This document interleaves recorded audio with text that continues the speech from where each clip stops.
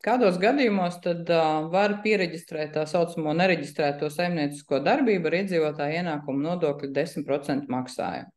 Iedzīvotāju ienākumu nodokļu likuma 11. panta 12. daļā ir noteikti tā teikt gadījumi, kuros veicot saimniecisko darbību varam nereģistrēt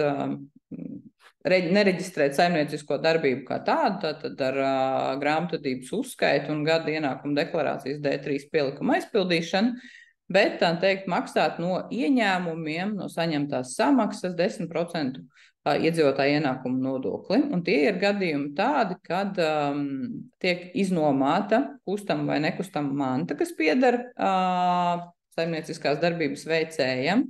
Arī tajos gadījumos, ja mēs nododam nekustamo īpašumu apakšnomā vai apakšīrē, kā arī tad, ja mēs tā teikt, dodam lietošanā dabas resursus, tātad, tie varētu būt kāda karjera vai citi dabas resursu izstrādēji paredzēti, tā teikt, mums piedaroši īpašumi, vai attiecīgi tātad saņemam samaksas par atturēšanos no šo resursu izmantošanas, kā arī tajā gadījumā, ja mēs atsevinam kustamu mantu, kuras vērtība pārsniedz slieksni, tad 14,000 eiro slieksni, pie kuras pārdošanas mums tā teikt būtu jāreģistrē šī saimnieciskā darbība. Tajos gadījumos mēs tātad varam valsts ieņēmuma dienestā piereģistrēt tā saucamo nereģistrējamo saimniecisko darbību, kuru piereģistrējās aizpildot iesniegumu veidlapu EDS-ā un pievienojot tātad šo darījumu dokumentu līgumu, uz kuru pamatu mēs šos ienākumus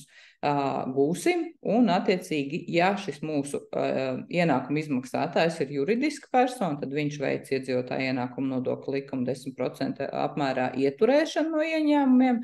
Savukārt, ja mūsu partners klients ir fiziska persona, tad mums pašiem rezumējošā kārtībā ar gada ienākumu deklarāciju jādeklarē šie ienākumi, un šis 10% nodoklis ir jāsamaksā.